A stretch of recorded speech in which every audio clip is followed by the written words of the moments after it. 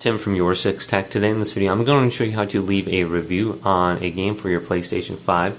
So if you look through the store, you can see some of the games do have like a review on it. So let's go to NBA 2K24, select this, and you can see this game has 3.24 stars and it's out of 5 and there's 14K reviews.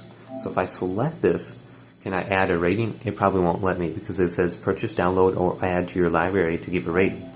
So I can't do that until I actually buy the game or try the game. What I could do to rate a game though is if I have the game on my PlayStation.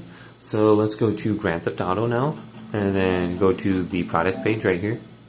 I should be able to leave a review. Actually I don't have this because I got it free. So let's go to a game I have. So here's Call of Duty.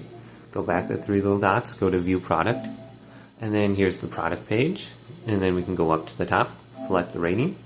Now let's leave a rating. So I gave it a 1-star rating on 11/16 of 2023.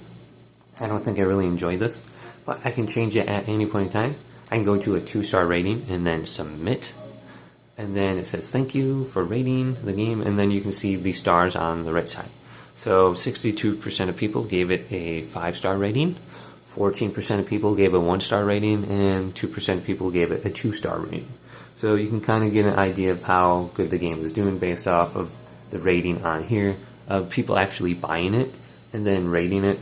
So let's go to this game, just check out the rating. I don't know what this is. It's just a PlayStation Game of the Month. It's got a pretty good rating, 4.56 stars out of 5 with 8.2K ratings total. So a lot of people kind of played this.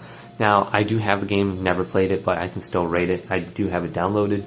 So hopefully this video did indeed hopefully this video did indeed help you out. Did leave it a big thumbs up.